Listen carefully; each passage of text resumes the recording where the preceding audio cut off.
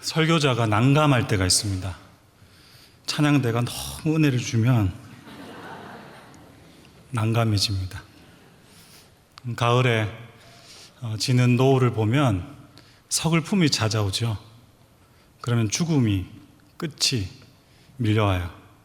그런데 이 찬양을 들으니 그 서글픔과 끝이, 죽음이 새로운 시작이구나, 하늘의 기쁨을 누리는 승리구나 라는 하나님의 감동이 이 시간 제 마음 깊숙이 찾아듭니다.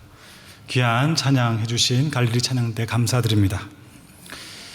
오늘 읽은 본문은 우리가 잘 알고 있는 이스라엘 백성들이 홍해를 건너간 아주 놀라운 기적의 역사를 기술하고 있습니다. 홍해를 건너간 이 구원의 역사는 하나님의 놀라운 해방의, 그리고 자유의, 그리고 생명의 일임을 우리는 기억합니다. 지금으로 치면 미국처럼 강대했던 이집트를 떠나서 그 노예 생활을 했던 수많은 이스라엘 백성들을 자유인으로 약속의 땅으로 인도하시는 하나님의 열심이 드러나는 구원의 일들입니다. 여러분, 우리는 이 역사를 이 성경을 통해서 보지만 실제로 우리 또한 홍해가 갈라지는 이 놀라운 기적, 노예가 자유인이 되는 놀라운 구원의 역사를 경험한 사람들입니다. 이 사건을 통해서 사도 바울은 어떤 이야기를 하냐 하면 고린도전서 10장 1절에서 4절은 이스라엘 백성들이 집단으로 세례를 받았다라고 표현하고 있습니다. 그 세례가 무엇이냐? 예수 그리스도를 통하여서 그저 받은 신령한 음료와 양식으로 구원받은 존재로 우리는 이 홍해 사건을 기억해야 된다라고 사도 바울이 이야기하는 것입니다. 이 놀라운 사건, 이 놀라운 하나님의 능력의 역사 속에서 오늘 저는 여러분들과 함께 좀 더 다른 각도로 이 사건의 깊이를 찾아보고자 합니다.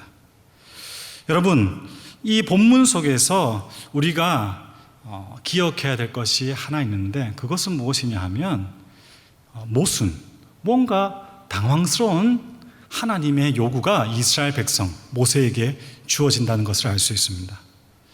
14절 보시면 우리가 잘 알고 있는 너희는 가만히 있을지니라, 가만히 있으라고 하나님께서 말씀하시면서 하나님께서 그 다음 절인 15절에서 어찌하여 내게 부르짖지 않느냐, 너희는 행하라, 이렇게 이야기하는 것입니다.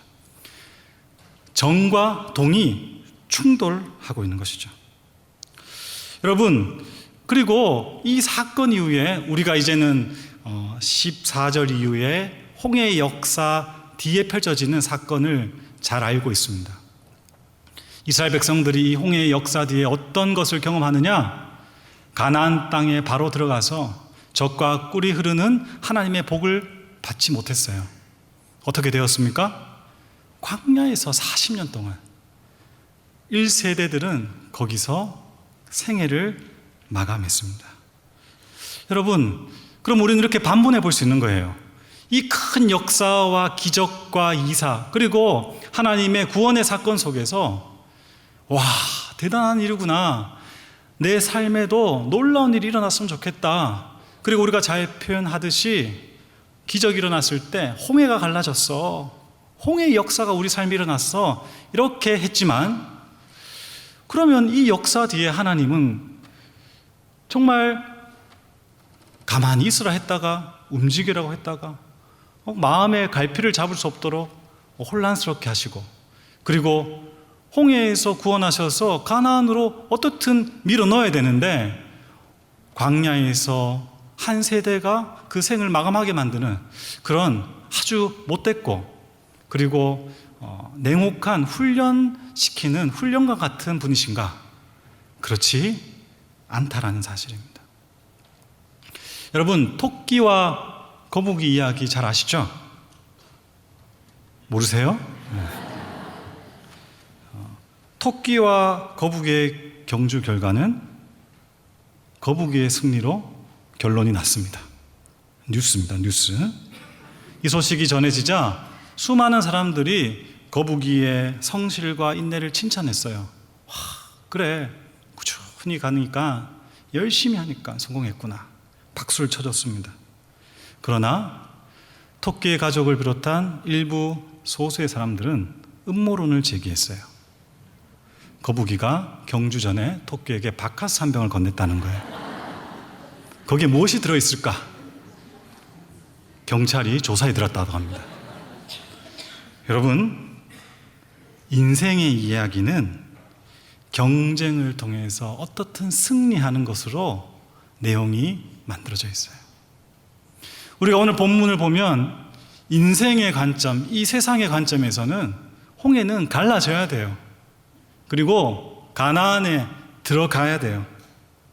그런데 하나님께서는 오늘 이 모순되는 것 같은 말씀의 정동의 충돌 속에 홍해를 건너는 이 시간, 이스라엘 백성들이 광야에서 40년을 살아가든 혹 가나안 땅에 들어가서 젖과 꿀이 흐르는 땅을 누리던 하나님의 백성은 어떠한 삶을 이 땅에서 살아가야 되는지를 학습시키시고 훈련시키시고 있다는 것을 알게 되는 것입니다.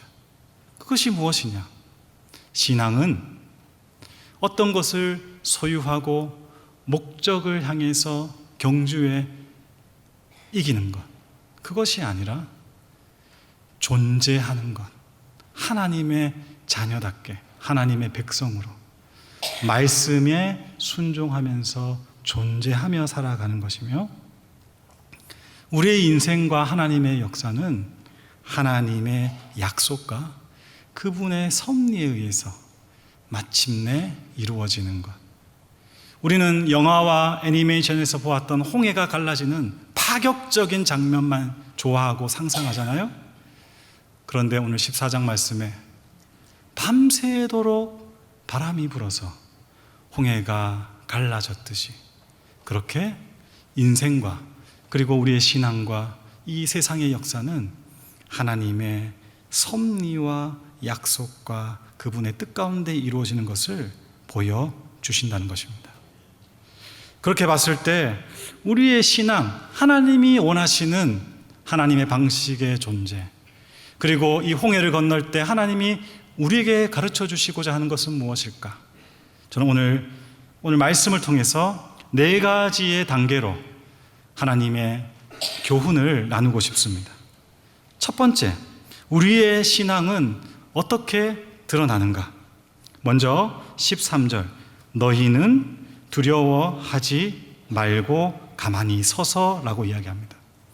여러분, 이 13절에 가만히 서서 두려워하지 말라라는 이 말에 다른 표현은 저는 성찰하는 삶이 신앙이라고 말씀드리고 싶습니다. 여러분, 성찰이라는 것은 무엇일까요? 성찰이라는 것은 마음을 살피는 것입니다. 그런데 이 마음이라는 것은 감정만 이야기하는 것이 아니라 생각과 마음과 그리고 우리의 몸을 다 아우르는 부분이 합의되는 총체적인 우리 자신을 마음이라고 할 수 있습니다. 그래서 구약성경 잠언 4장 23절은 이렇게 이야기하고 있어요. 모든 지킬 만한 것 중에 더욱 내 마음을 지키라. 그리고 그 뒷부분이 중요합니다. 왜 마음을 지켜야 되느냐? 생명의 근원이 이에서 남이니라. 베드로 사도는 베드로 전서 1장 9절에서 이렇게 이야기해요. 우리의 신앙생활, 우리의 믿음의 결국은 영혼의 구원을 위함이다. 이 말을 단순하게 이야기하면 어떤 것입니까? 영원한 생명을 얻는 것이 목적이라는 것이죠. 여러분, 우리의 신앙생활에 마음을 다스려야 되는 것, 다시 이야기하면 우리의 전 존재인 생각과 우리의 정서인 감정과 그리고 우리의 몸조차도 어디로 가야 되느냐, 어디에 기결되어야 되느냐, 어느 뜻에 주어져야 되느냐, 영혼, 생명, 그리고 하나님의 구원의 역사에 있어야 된다는 사실입니다. 홍해를 건넌다는 것, 그것은 다름이 아니라 생각과 마음, 감정과 내 몸이 하나님의 구원의 역사에 동참하면서 참여하고 있다는 사실이죠. 이는 그냥 이루어지는 것이 아니에요.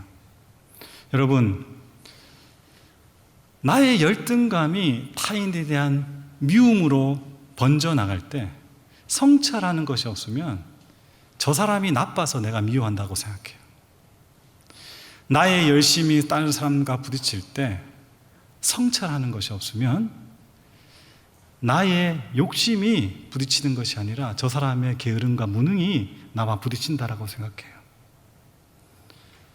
성찰이라는 것은 생각과 감정과 몸을 온전히 하나님의 뜻 가운데 맡겨드리는 것이죠.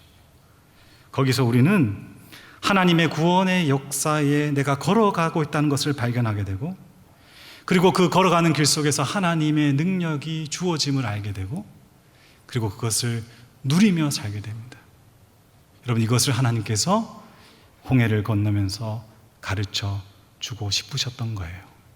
그래서 두려워하지 말라는 것은 용기를 내, 겁내지 마 라는 말이 아니라, 네가 지금 어디에 서 있으며 네가 하는 일이 무엇이며 너의 삶은 어디로 가고 있는지를 늘 성찰하고 확인해라고 말씀하시는 것입니다. 두 번째, 여러분 14절 말씀은 하나님께서 이렇게 이야기하세요. 여호와께서 너희를 위하여 싸우시리니 너희는 어떻게 있으라고요? 가만히 있을지니라. 여러분, 이 가만히 있다는 것은 그냥 그대로 요동 없이 있는 것, 이것을 이야기하는 것이 아닌 것 아시겠죠? 저는 이 말씀은 다른 어떤 것이 아니라 홍해를 건너서 이제 노예의 신분에서 자유인으로 살아갈 수 있는 훈련의 삶을 살아라는 것입니다. 훈련의 삶을 살 때 우리의 신앙은 드러납니다. 디모데전서 4장 7절에서 8절은 이렇게 이야기합니다. 망령되고 허탄한 신화를 버리고 경건에 이르도록 내 자신을 연단하라. 육체의 연단은 약간의 유익이 있으나 경건은 범사에 유익하니 금생과 내생에 약속이 있느니라. 여러분, 망령되고 허탄한 신화가 무엇일까요? 무조건 홍해가 갈라지고, 무조건 만나와 메추라기가 떨어지고, 무조건 일이 되는 것, 그게 안 되면 불평하고 불만하고 원망하고 시비하고 싸우고, 그렇게 해서는 안 된다는 것이죠. 여러분, 성도님들 중에서 훈련하라 이렇게 이야기하면 이런 생각을 가질 수가 있어요. 하나님으로부터 받은 은혜, 이거 그저 받은 건데 이 은혜와 훈련은 충돌하는 거 아닙니까? 그래서 훈련을 하는 것은 별로 권장되는 신앙 활동이 아닙니다, 이렇게 생각하시는 분이 계시고, 또 어떤 분이 계시냐 하면 훈련은 우리가 사도 바울의 비유처럼 성도님들, 교회의 모습을 금그릇, 은그릇, 질그릇이 있는데 그 그릇이, 질그릇이 훈련을 조금 하면 은그릇이 되고, 더 열심히 하면 금그릇이 되고, 그리고 또 열심히 하면 다이아몬드 그릇이 된다, 이렇게 생각하시는 분들이 계세요. 근데 그게 아니에요. 훈련을 하는 이유, 그리고 우리가 정말 하나님 앞에서 가만히 있어야 되는 이유는 무엇이냐? 질그릇이든지 은그릇이든지 그것이 금그릇이든지 그 그릇 안에 무엇이 들어가 있어야 됩니까? 보배로운 그리스도가 계셔야 돼요. 그 보배로운 그리스도가 계시려면 그 안이 어떠해야 됩니까? 깨끗해야 돼요. 우리의 내면의 모습들이 말씀과 기도를 통해서 깨끗해지는 훈련을 계속해 가야 된다는 이야기입니다. 그 과정을 날마다 할 때 그것은 어떤 움직임을 이야기하는 게 아니에요. 가만히 있어 성찰하면서 내 생각과 마음과 몸을 그리스도께서 거하시는 거룩한 성전으로 만들어 가라는 이야기입니다. 여러분, 세 번째, 우리의 신앙은요, 기도를 통해서 드러나게 됩니다. 오늘 읽었던 본문 16절 말씀 보시면 이렇게 이야기하고 있죠. 지팡이를 들고 손을 바다 위로 내밀어 그것이 갈라지게 하라. 여러분, 여기서 갈라지게 하라, 능력의 역사, 이쪽에 방점이 있는 것이 아니라 손을 내밀어, 손을 내민다는 것, 이것은 모든 것을 다 하나님 앞에 내려놓고, 그리고 남성이 할 수 있는 가장 경건한 자세로 하늘을 바라보면서 오늘 찬양처럼 내 마음의 주여 소망 되소서 라고 기도하는 것입니다. 여러분, 기도의 유익이 무엇입니까? 많은 유익이 있어요. 하나님의 마음을 알 수 있고 하나님을 경험하게 되고 하나님과 사귐이 있게 되죠. 그런데 손을 내밀어 홍해가 갈라지는 이 역사 앞에서 기도의 본질은 하나님의 뜻을 기도를 통해서 알 수 있다는 것입니다. 여러분, 하나님의 뜻을 아는 것, 이것을 우리는 신앙적 표현으로 분별하는 삶을 산다라고 할 수 있습니다. 여러분, 이 분별이 뭡니까? 마귀의 유혹이 있고 세상의 도전이 있고 내 인생의 죄된 본성의 욕구가 있어요. 그 장애물 속에서 하나님의 뜻을 찾아내고 그것을 알게 되는 것, 이것이 분별이죠. 그런데 이 분별을 위해서 많은 믿음의 선배들, 영성가들은 가장 최고의 분별의 기술을 침묵이라고 이야기합니다.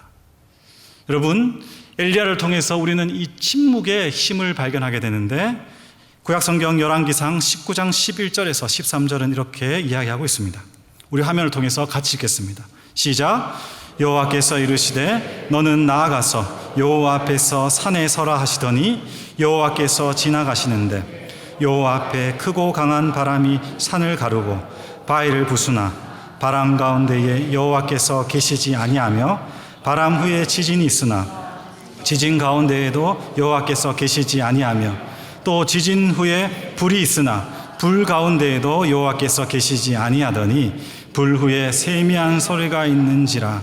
엘리야가 듣고 겉옷으로 얼굴을 가리고 나가 굴어기에 섬에 소리가 그에게 임하여 이르시되 엘리야야 내가 어찌하여 여기 있느냐. 성도 여러분, 말하지 않는 것이 침묵이다라고 단순하게 생각하시는 분들이 계시죠. 여러분, 침묵은 말하지 않는 것이 아니에요. 사람을 만나서 나 경건한 모습 보여야지, 그래서 말을 안 하면 이상한 사람입니다. 사람을 만나면 대화를 해야죠. 침묵이라는 것은 말하지 않는 것에 제한된 것이 아니라 앞서 말했듯이 어떤 목적과 분명한 뜻을 가지고 입을 닫는 거예요. 왜? 길을 더 쫑긋 세우기 위함이죠. 왜 길을 세우죠?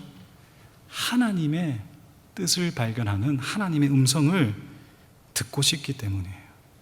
그래서 침묵을 아는 사람은 가장 분명한 말을 할 수 있는 사람이 됩니다. 그리고 분명한 태도를 취하는 사람이 됩니다. 침묵의 힘을 아는 사람이죠. 왜요? 그 사람은 기도하는 가운데 침묵 속에서 하나님의 음성을 들었기 때문이에요. 기형도라는 시인이 소리의 뼈라는 시를 적었는데 이런 내용입니다. 김 교수님이 새로운 학설을 발표했다. 소리에도 뼈가 있다는 것이다. 모두 그 말을 웃어 넘겼다.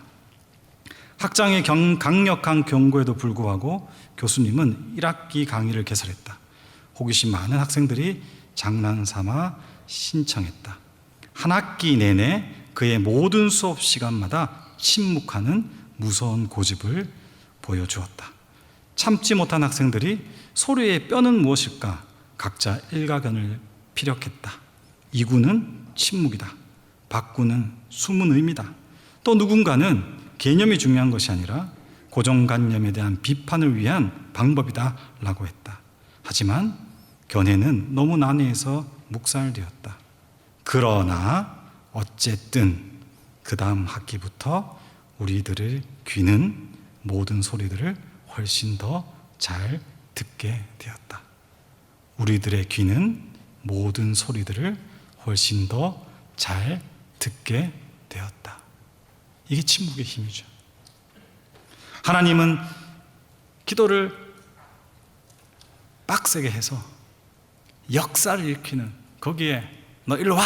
이렇게 이야기하는 것이 아니라 앞서 말했던 훈련, 동적인 것처럼 보이지만 정적인 훈련이 자연스럽게 동적인 자리로 가는 이 가교의 역할 속에 기도라는 비밀을 숨겨 놓으셔서 오늘 알려주시는 것입니다.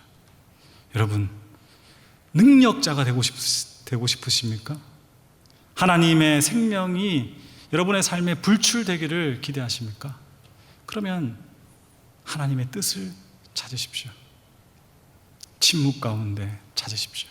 하나님 여러분을 통해서 그 일들을 나타내실 것입니다. 마지막으로 신앙은 어떤 모습 속에서 나타나는가? 그것은 초월하는 모습입니다. 16절 후반부에 이렇게 이야기합니다. 이스라엘 자손이 바다 가운데서 마른 땅으로 행하리라. 할렐루야.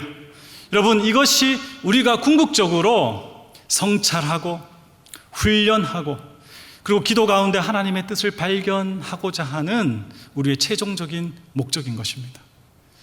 여러분, 저는 아직도 가야 될 삶이 많지만 정말 믿음의 선배들, 부모님, 그리고 저보다 연배가 많은 분들의 말이 정말 뼛속까지 이렇게 스며들고 와닿아요.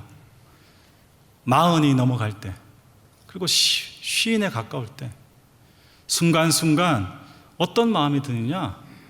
몸과 정신과 그리고 마음이 서서히 모래성이 바다 물결에 이렇게 쓸려가듯이 약해지고 초라해지고, 그리고 이 세상 가운데 이것만 하면 좋을 것 같고 또 이것을 가지면 만족할 것 같고 그리고 이것을 바라보고 소원했을 때 이루어지면 충만할 것 같은데,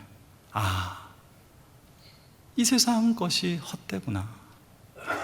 그런데 무엇을 통해서 만족이 있느냐, 무엇을 통해서 기쁨이 있느냐, 그것은 초월할 때, 내가 살았던 오늘의 내가 아닌 내일의 나를 내가 살아가고 있을 때, 우리의 한계와 우리의 연약함 속에 있지만은 하나님의 놀라운 능력이 개입되었을 그것을 뛰어넘는 그때, 그리고 우리가 꿈꾸던 그 간절한 것들이 하나님의 뜻 가운데 이루어질 때, 그 초월의 순간에 인생의 나이와 상황과 어떤 때를 떠나서 참된 기쁨과 만족이 있다는 사실을 배워가고 있습니다. 여러분, 그래서 우리가 생명이신 예수 그리스도를 소유하고 그리고 정말 성령의 감동으로 살아간다면 단순히 구원받아서 우리는 천국에 가겠다라는 사실을 죽음에 이르러서 발견하고 확인하는 것이 아니죠. 기독교가 천국 가는 종교입니까? 그렇죠. 그렇지만은 그 천국이 있음을 살아가는 가운데서 우리는 초월을 통해서 확인할 수 있는 것입니다. 여러분, 정말 우리가 하나님의 뜻 가운데 우리의 생각과 마음과 몸을 성찰하며 훈련해가며 주님을 바라보며 하나님을 사모해갈 때 홍해가 갈라지는 역사를 경험하는 것입니다. 그리고 우리는 젖은 곳, 돌무더기 속에 그 이집트의 애굽의 최신 병거가 맹렬하게 달려올 때 그들은 바퀴가 빠지고 무너져서 물에 수장되지만 우리는 마른 땅을 걸어가는 초월의 삶을 살아가는 것이죠. 그 삶이 어떤 것입니까? 가난이 아니라 청빈의 삶을 살아갈 수 있는 게 된 거죠. 누군가를 지배하는 것이 아니라 진심으로 이건 안 되라고 하는 것이 아니라 정말 섬기는 사람으로 살아갈 수 있게 되죠. 개인의 성공과 생존을 위해서만이 아니라 모두의 공존과 그리고 모두의 승리를 위한 선택을 하게 되죠. 여러분, 이것이 초월 아니겠어요? 죽음을 회피하는 것이 아니라, 두려워하는 것이 아니라 죽음을 넘어서는 하나님의 생명의 역사, 부활의 약속의 초월을 바라보면서 의연할 수 있는 것, 그것이 하나님이 이 홍해를 건너면서 우리에게 보여주시는 신앙의 여정의 단계요, 방법이라는 사실입니다. 하박국서 3장 19절 전반부에서는 이렇게 이야기합니다. 주 여호와는 나의 힘이시라. 나의 발을 사슴과 같게 하사 나를 나의 높은 곳으로 다니게 하시리로다. 저는 제가 섬겼던 고향 교회에 어느 장로님의 이야기를 들었습니다. 나이가 많이 드셨기 때문에 그런 결정을 하셨는데, 정말 나이가 많이 드셔서 인생을 마무리하는 시점에 이제 암이 발견된 거죠. 건강검진을 통해서 암세포가 자라고 있는 것을 봤어요. 물론 나이가 드셨을 때 세포 분열이 더디되기 때문에 젊은 사람처럼 심각하진 않지만, 이 장로님은 항암이라든지 수술을 하지 않으셨습니다. 그냥 그것을 의연히 받아주셨어요. 늙어서 이 육신의 장막이 낡아지고 천국으로 가는 것이 그리스도인에게 복된 일일진데, 이 필연적인 은혜의 시간들을 왜 자꾸만 거부하고 아둥바둥 하냐고. 나는 그냥 이 암을 안고 하나님을 보겠다고 그렇게 주님을 만났습니다. 여러분, 이것이 초월하는 것입니다. 사랑하는 성도 여러분, 저는 영락교회에 와가지고 그 남산의 축복을 받았거든요. 그래서 북로 산책로 있지 않습니까? 그 케이블카 올라가는 데부터 시작해서 국립극장까지 거기를 아내와 함께 달리기를 합니다. 달리기가 영적인 것 같아요. 거북이처럼 저는 달리거든요. 근데 아내는 토끼처럼 빨라요. 그런데 그 달리기는 토끼와 거북이처럼 경쟁할 필요가 없어요.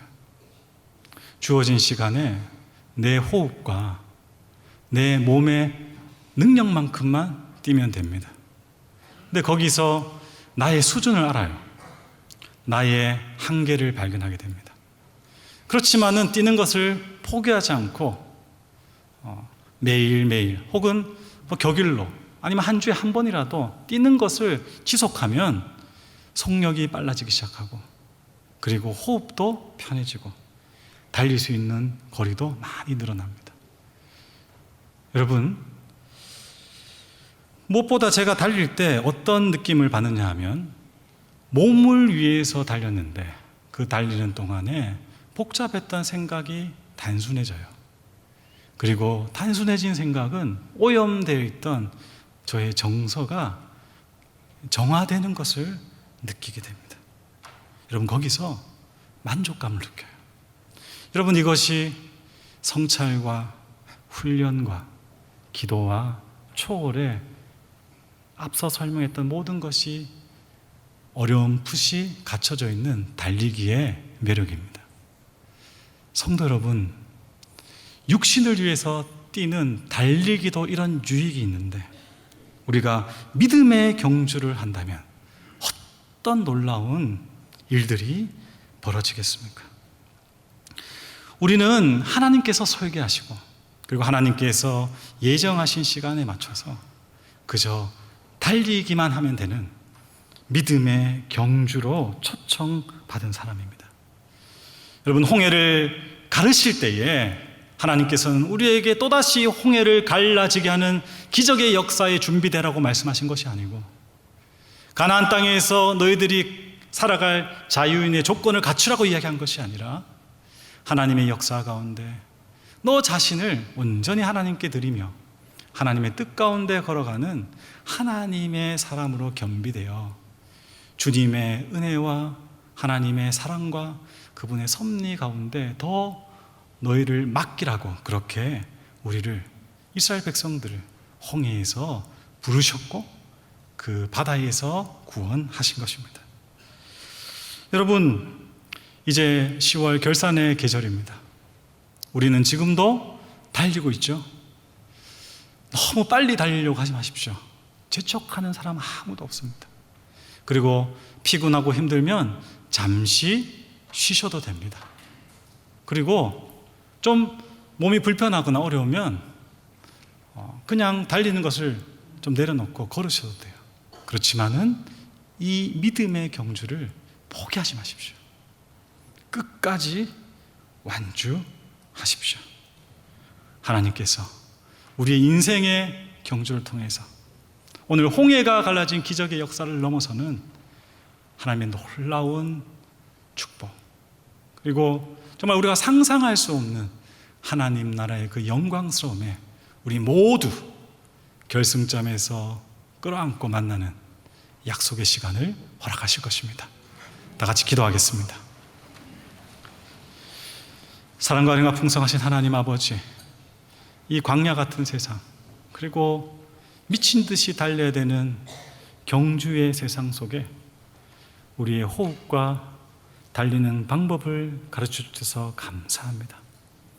놀라운 기적 속에 눈이 멀고 우리의 욕망과 욕구에 신앙을 버리는 어리석고 미련한 삶이 아니라 끝까지 주님이 주시는 이 신앙의 경주를 완주하는 은혜의 역사에 참여하도록 저희를 붙잡아 주시옵소서. 이 한 주도 믿음의 경주 승리하기를 간절히 바라며 우리 주 예수 그리스도 이름으로 기도드립니다. 아멘.